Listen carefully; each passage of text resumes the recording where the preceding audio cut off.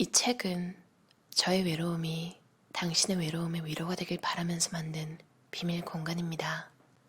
니나킴, 사라지고 싶은 날.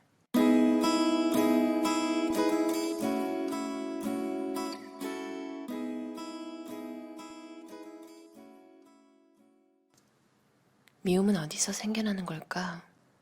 법륜 스님은 미움이라는 감정이 자기 생각이 옳다 하는 데서 생긴다고 하셨다.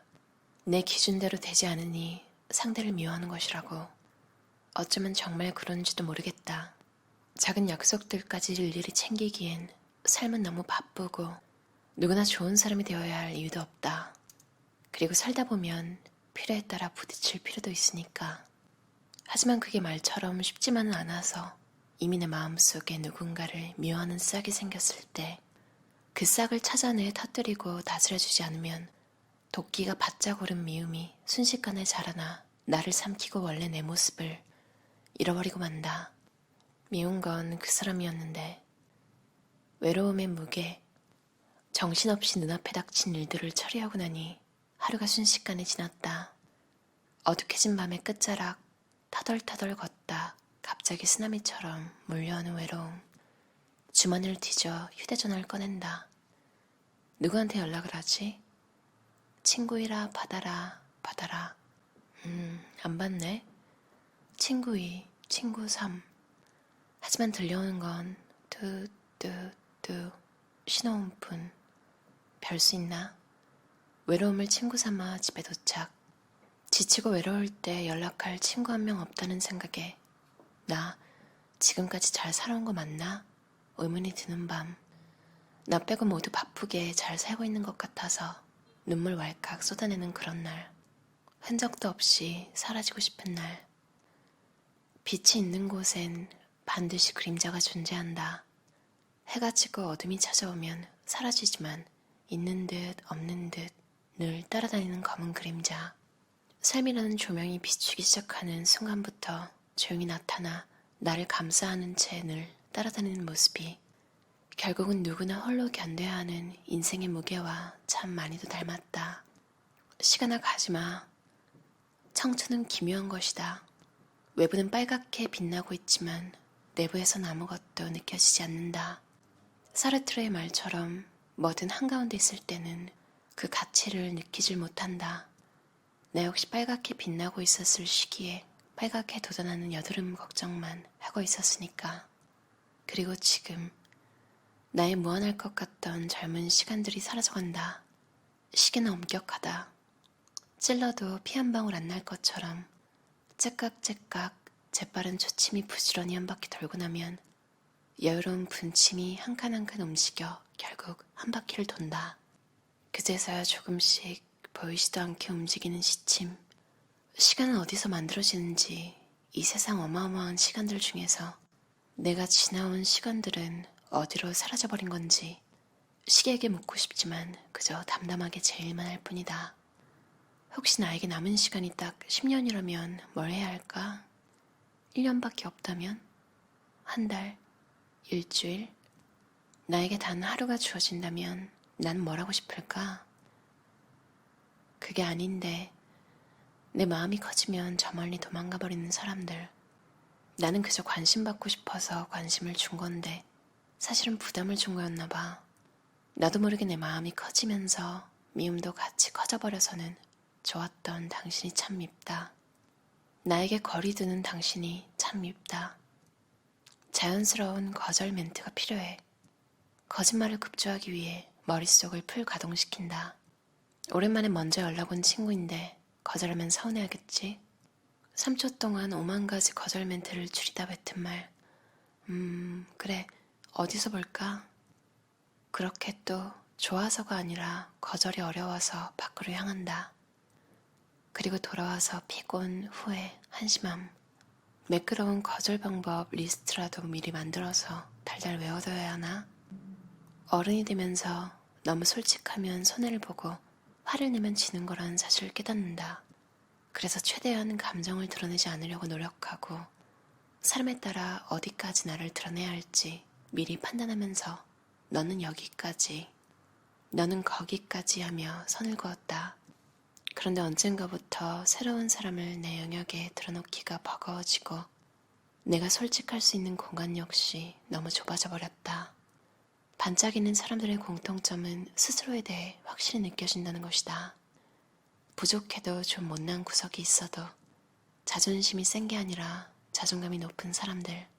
그들은 하나같이 남이 아니라 자신의 기준으로 스스로를 그리고 세상을 바라본다.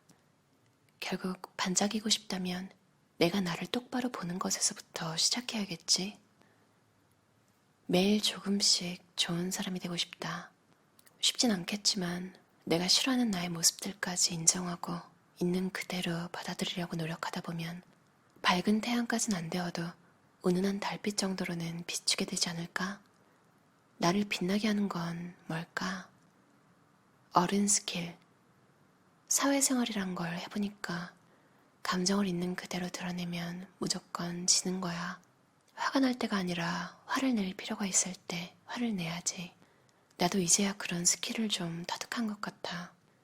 늘 당하기만 하던 순진무구한 시기를 거쳐 어떻게 지금의 상처받지 않는 어른이 되었는지 자신만의 스킬을 친절하게 알려주던 선배는 씁쓸하게 웃었다. 요리사는 맛에 예민하다.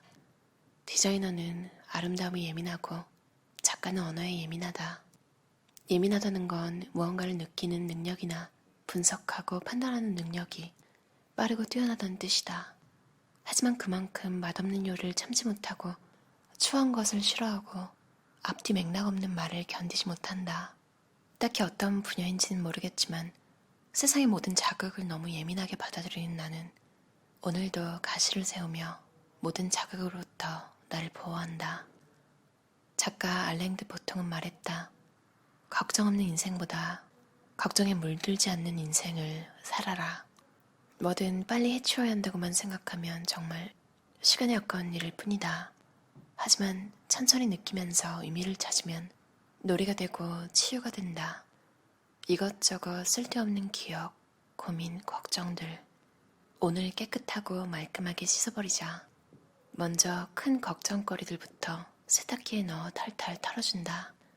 내가 왜 그렇게 얽매여 있었지 하며 크게 숨도 쉬어주고 조금씩 스스로의 왜곡된 생각, 감정, 행동에 대처하는 방법이 떠오를 것이다.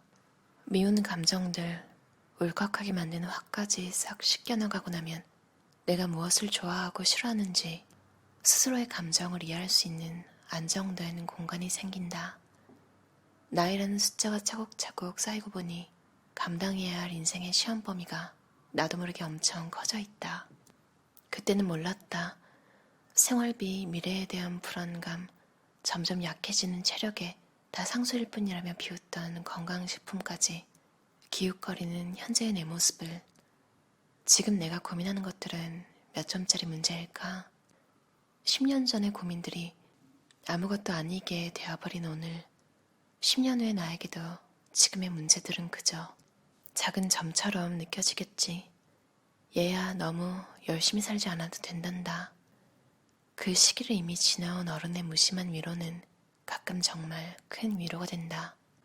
어떠셨나요? 니나킴 저자의 사라지고 싶은 날 콜라보 출판사에서 나왔고요.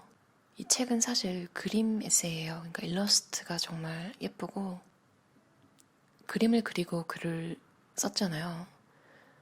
그래서 그런지 매치가 잘 돼요. 일러스트레이터가 따로 있는 게 아니라서 작가님이 다 쓰신 거라서 잘 어울려요. 그리고 공감 가는 글이 참 많죠. 그리고 제가 요즘 느끼는 부분이 있는 챕터가 있었는데 익숙한 그늘이라는 글이에요. 항상 내 옆에 있을 것 같던 그늘이 되어주던 이들이 사라져간다. 사라지고 나서야 실감이 나는 이 거대한 허전함. 익숙함은 자꾸 나를 속게 만들어 곁에 있을 때 소중함을 눈치채질 못했다. 사라진 모든 이들은 언제부터 나에게 그런 존재가 되었던 걸까? 돌이킬 수 없는 슬픔이지만 이 감정도 시간이 조금 지나면 또 익숙해지겠지. 어차피 우리는 모두 언젠가는 떠날 사람들이니까. 인생이 힘든 것 중에 하나는 주변 사람들이 자꾸 떠나가는 자연스럽게 되는 걸 수도 있고요.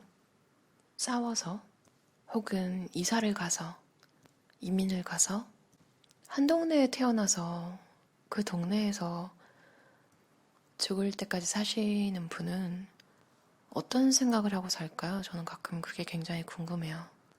저는 어릴 때부터 이사를 굉장히 많이 다녔고, 이게 사실 성격에도 영향을 준 것 같아요. 한 동네에 제일 오래 살던 시기에 인간관계적인 부분이 제일 만족스러웠던 것 같아요. 친구들도 많이 생기고, 어느 정도였냐면, 저는 유치원 때부터 별명이 전학생이었어요.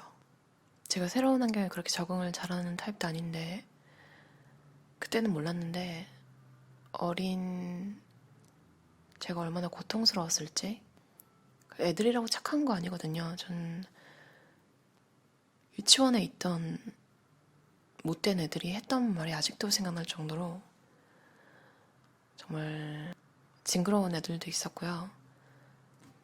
제가 항상 좋아했던 친구들은 혼자 다니는데 뭔가 되게 멋있어 보이는, 초등학생인데 그런 느낌 내기가 힘들잖아요. 전학을 그렇게 자주 다니면서도 새로운 학교에서 그런 친구들이 보이면 되게 멋있다고 생각했던 것 같아요.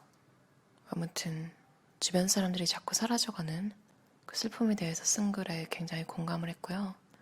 그리고 청춘. 그러니까 그 상황을 맡고 있을 땐 모른다고 하잖아요. 그때가 얼마나 재밌었는지. 오늘 잠깐 명상을 하는 곳에 다녀왔는데 명상을 하면서 떠오른 생각들을 사람들이 얘기하는데 저는 주로 과거에 놓쳤던 기회들에 대해서 자꾸 생각을 하더라고요. 만약에 내가 그때 그랬다면 어땠을까? 지금 여기에 있었을까? 다른 나라에 살고 있었을까? 그 친구랑 아직도 연락을 할까? 유튜버 밀라노나님이 굉장히 멋있잖아요. 뭔가 사람이 멋있으신 분이 한 말을 참 새겨 듣고 싶은데 참 따라가기 힘든 것 같아요. 그분이 하신 말이 if는 없다. 그러니까 만약 같은 건 생각 안 하는 거죠. 진짜 멋있죠. 저도 그렇게 하고 싶어요. 근데 명상하다가 깜짝 놀랐어요. 내가 이렇게까지 그렇게나 먼 과거에까지 생각을 하고 있었나? 그렇다면 그 중에 몇 가지는 할 수 있는 거니까 그냥 해야겠다. 이런 생각도 하고요. 명상이 참 집중하기 힘드는데 그래도 하고 나면 굉장히 좋은 것 같아요. 여러분도 사라지고 싶은 날이 있으신가요? 이 책 제목이 그렇잖아요. 그래서 가끔 정말 아무것도 안 하고 그냥 숨고 싶다.